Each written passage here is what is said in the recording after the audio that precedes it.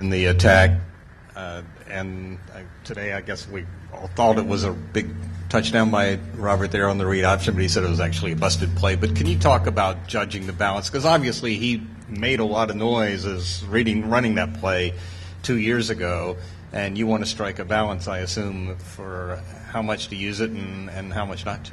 There's no question. We're still working on that balance right now, and today he had the option to pull it. He pulled it and made a heck of a run. So he's obviously very good at the read option. He's proven that he can do it, but he's also proven to come off a major injury here the last couple of years. He's healthy, but, there will be a balance. I think we use some at Cincinnati with Andy Dalton, and they use some here, so he's got experience with it. He's good at it. It's another way to attack the defense and get the numbers in your favor offensively. How much we'll do is going to be a game plan basis and how he feels about it and how we feel about the actual play going in each week. But it's something that will be talked about every week for sure. I think he's healthy now, really. You can see him run out there today, and as hard as he's worked, his knee is probably stronger than it was before he got hurt. That's what happens. I had a similar type injury, and you rehab it so much it becomes stronger than your other leg. So I don't think the injury will play a part, but future hits on the quarterback, they get hit a lot. If you're going to drop back and throw it a lot, they're going to get hit a lot. You want to take as much pounding off them as you can, but if he can do a good job of protecting himself, getting down, I don't think it'll be an issue. We just won't overuse it. Update on Courtney Bridget. Yes, he hurt his shoulder, and I believe we waived him today injured. And he'll have surgery, and hopefully he'll recover from that and be ready to go next year. Coach, you canceled the afternoon walkthrough on Monday, and then obviously if the CBA was different, would you be doing something different? And how much benefit do you really get out of the afternoon walkthroughs? Because they seem to the casual observer to be a pretty, sort of lackluster, lackadaisical affair. They are, but we do get a lot out of them. It's a chance for us to walk through certain areas of the game that we need work on. Maybe it's base blitz, maybe it's nickel blitz, maybe it's red zone, maybe it's spread and empty, maybe it's no huddle, maybe it's 2 minute. And it's a chance to just take it at a different pace and try to utilize it the best way we can as coaches to get as much out of it as we can. But with the CBA the way it is, we have to follow the rules, and really we're getting good work with these guys in the morning. I think in the afternoon the walkthrough is a good avenue for them to recover and get ready for the next day. It's just a chance for them to take a step back, take a deep breath, go through these plays and concepts again in a walkthrough manner and pick up some of these tough nickel blitzes and base blitzes that teams are throwing at us. So it's really been beneficial to us. We're trying to get the most out of it without being too mundane with it. So I think we feel good about where we are with the walkthroughs. And they'll change every day. The rest of the injury situation, Pierre looked like he started out and then maybe didn't do as much later.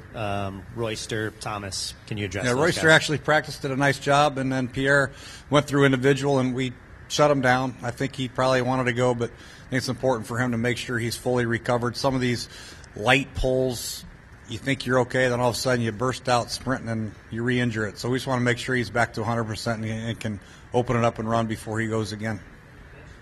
Camp, is this part injuries kind of a cost benefit of trying to get what you want out of being more physical, but also knowing there'll be a small price to pay? Most of our injuries have been soft tissue, so it's just a matter of them making sure they're stretched and lubed up and ready to go. It's just part of the deal. You're reading across the internet that a lot of guys are getting slight hamstring pulls, and it's as long as it's slight, we take care of them, we monitor them, and they get the right rehab and treatment. I think we've been pretty fortunate so far with the injury bug, knock on wood.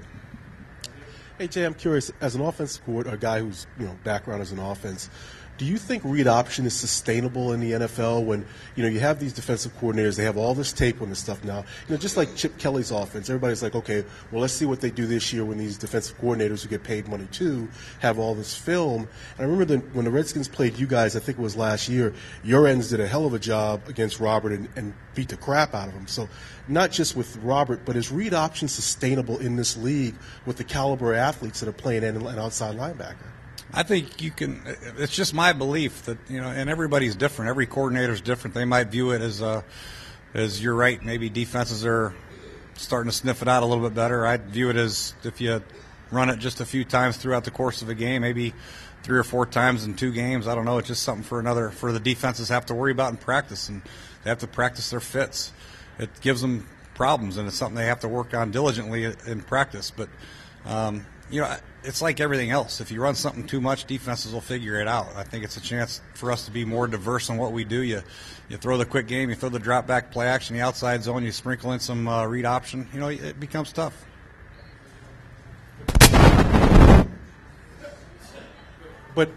But teams that are disciplined in their run fits are going to probably be able to stay ahead of the read option. I mean, if you're going to run it 7-8 times a game. Yeah, exactly. I don't really envision us running it 7 or 8 times a game, but we'll see how the game dictates. But it's just like anything else nowadays in football. If you run something similar often, defenses will figure out. You got great coaches on defense in the NFL, so you got to be diverse in what you do. You got to disguise what you do and try to attack them the best way you can. And if that's part of your game plan, you got to make it work somehow. And if not, you just got to make the other plays work. Hey, Coach. You were talking the other day about Trent Williams and how he's a huge man with the ballerina. He was out there throwing the other day during one of the walkthroughs. He wings it pretty well. How good of an athlete is he? How many positions could he play on your team? Ever see him as your emergency quarterback? No. We run a read option with Trent maybe. But Trent's a great athlete, obviously, but I think he's going to stick at the left tackle spot. That's what he's built for, and that's what he's born to do, and he loves it. But he could probably play tight end. He could probably play 3 technique if he wanted to. There's not a lot he couldn't do, but I think as good as he is at left tackle, he'll never move from there that I envision anytime soon. But he is a great athlete, no doubt. Coach, how do you think your team responded to its first day off here at training camp? That was great. Usually after a day off, players have an off day, but today was not the case. I thought we ran around pretty good. Offensively, we had a great move the ball session, and they had some big plays, and Alice Paul had a big touchdown, and Robert had the keeper for a long run, and we had some good bootlegs, and we moved the ball pretty well. In the third down session, the defense did a heck of a job getting off the field. I think 9 out of 15 times or 10 out of 15 they got off the field on third down. So it was a good balance.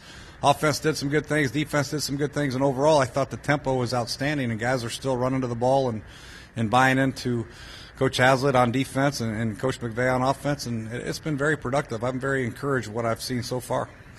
Jay, I asked you late last week about first downs and being most important. What is the value of a good screen game, a natural running back screen game, especially on first down? What does it do to a defense in your past history, and how effective can it be against negating some of the pass rush?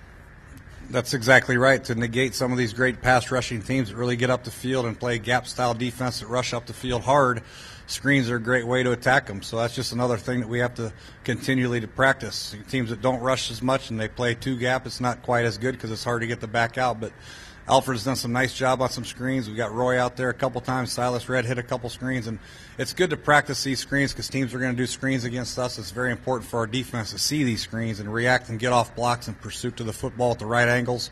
So the more and more we can practice it out here, it's good for our offense, but it's really, really good for our defense and seeing how many guys are really running to the ball and what angles they're taking to make the tackle. So we've had some good looks at screens. We've had some bad looks at screens, and that's just the way it is. But overall, I like the way our screen game's looking with the outside screens with the receivers and our back screens.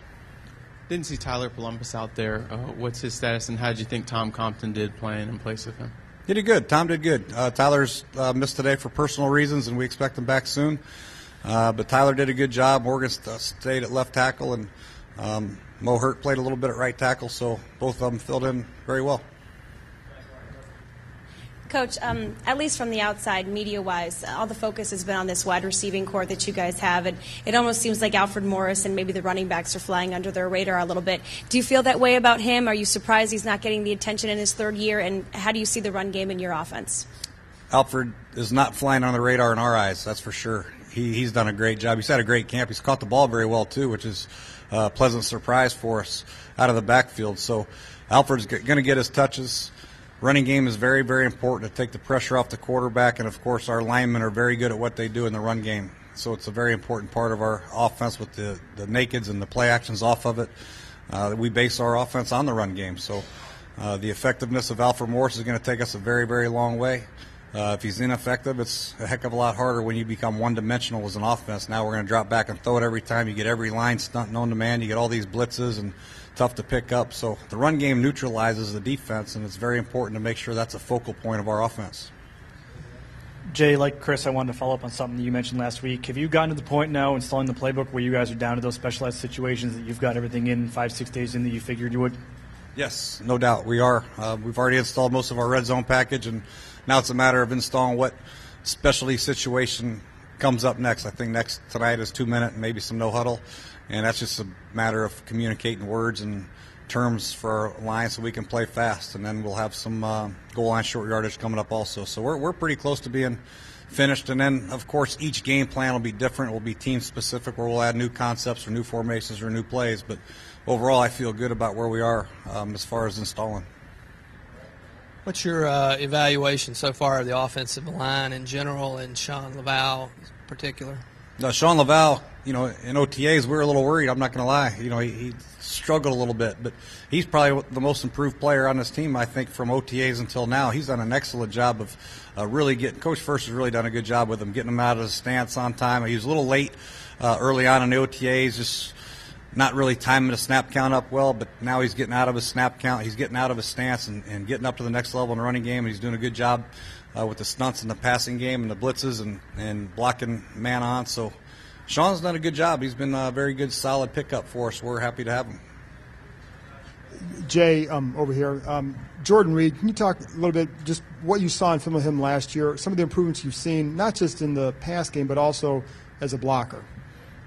Yes, he has improved, and he's a little bit more confident, with his route running and his blocking. And we're trying to make sure that he knows what he's doing out there, number one. This is all new to him. And really, the tight end position is one of the most difficult positions to play in this offense. You have to know 2 tight end spots. You have to know all the patterns, all the hand signals, all the routes, not to mention all the blocking schemes and protections if you're in protection. So he has a lot on his plate right now, and he's going to make a few mistakes here and there. But Wes Phillips is working his butt off with him. Niles Paul's doing a good job. Logan Paulson's doing a good job of memorization as far as these plays are concerned, running game, passing game protections, and I'm happy with where Jordan is. Obviously, we have high hopes for him, and he's going to continue to get better. He's a big red zone target for us. He's great down the middle, out in the field.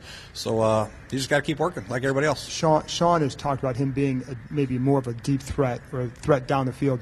For tight end, what is that progression like? Because it's not just about speed, I'm assuming, in that case. Where is he? Why is he maybe ready to maybe become more of a guy down the field? Is there anything about his game? Or is it just very fluid athlete? He gets in and out of cuts, and he's effortless when he runs down the middle. He's, he didn't run a blazing 40 time coming out like Vernon Davis, so to speak, but he ran a good enough 40 where he can get down the field quickly. He is effortless the way he runs, and very smooth and very difficult to cover, and he can stop on a dime and get out of cuts. He's very sudden, and he's got a good feel for the zones. It's just a matter now of perfecting his craft, both in the passing game when he has to protect and in the running game. So, that takes some time. He's only in his second year, and this is new system, new terminology for him, and he's doing a good job, but he has a ways to go before we mention him with the great tight ends in the NFL.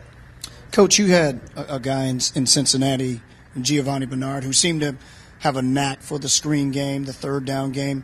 Is there somebody here who has exhibited maybe a similar feel for that, the timing of it, the patience of it, in your backfield crew that you see thus far? We're working towards that right now. We're hoping that somebody emerges as that person. It's not easy. It's a very difficult position to play. Not only be a good pass protector for the quarterback, but also to get out in the screens and then get out and work your man-to-man routes on the linebackers or find zones. If you haven't done that a lot, it takes some time, and that's why we're out here. We're doing 7-on-7. We're doing team pass. We're doing a lot of different specific categories to try to get these backs out there in space and work against linebackers and safeties, and in protection they're doing one-on-ones against linebackers and safeties and nickels. So we have a ways to go before we find somebody like that, like Gio, because he came in and he was a natural at it right away. But I think we have some guys that can compete. Chris Thompson's doing a good job. Silas Red's battling for it.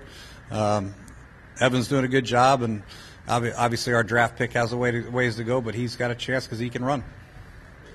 Yeah, the cut to 53 is a month from today. You said that was about the most important thing you wanted to do here. Where are you in that process as a coaching staff? Do you have a depth chart board set up? Do you just talk about it a lot? Oh, yeah, we have a depth chart board that's revolving. It's a revolving depth chart board that you talk about the guys. We have draft meetings every morning as a staff, and we go over guys at each position, see how they're doing and how they're coming along, and whether or not we need to get them more reps or take some reps off some guys. So it's it's early stages of our evaluating process, but we do have a good feel for the guys. But only time will tell. The more you tackle in these preseason games, some guys are going to emerge that you didn't think are going to emerge, and some guys are going to kind of fall back that you wouldn't expect to fall back. But you have to let the games be the main evaluator, not just coming out here in shorts and walkthroughs and practice. So the games are going to be a major part of how we evaluate the bottom half of the roster and the backups and the depth of our team. Coach, how good was the defense this morning? And also David Amerson said you guys could be the best defense in the division. Can you talk about that? Well, he's a little anxious right now, excited. We have a long way to go before we're the best defense in anything. We're just trying to be the best defense today and then the best defense tomorrow. But there are some reasons for hope, that's for sure. We're getting they're doing a good job against the run, and obviously we have guys that can cover in the back end. And the addition of Ryan Clark has really helped solidify the communication process back there. So that's a good sign. There's a lot of good signs, but they have a long way to go before they start beating their chest. Yes, one more about the offensive line, if you don't mind. Given the last year that Josh Laribas had, what did you want or hope to see out of him even going back in spring? And where is he on that arc of progression that is going to make you think he might be worthy of a spot? Well, number one, he has to control his weight, and he's done that. So he's came in OTAs, and he was in good shape, and his weight was down, and he came back after the summer break. And obviously took that very seriously, kept his weight off, and he's come in here and he's competing like everybody else. But we just need to see more consistent play from him, and I think he's trying to do the best he can. He's competing every day like these other guys, Adam Geddes. I mean, we got a lot of guys in there that are competing on the inside. Our rookie draft pick, Spencer Long's doing a good job, and obviously Chris Chester's returning, and we got Mike McGlynn who's play center and guard. So we got a lot of guys in there that can play the interior. We just need guys to step up and do it consistently to, prove that they deserve to be here. And I think they all have definitely characteristics of being here and being good linemen. It's just a matter we got to pick the right ones.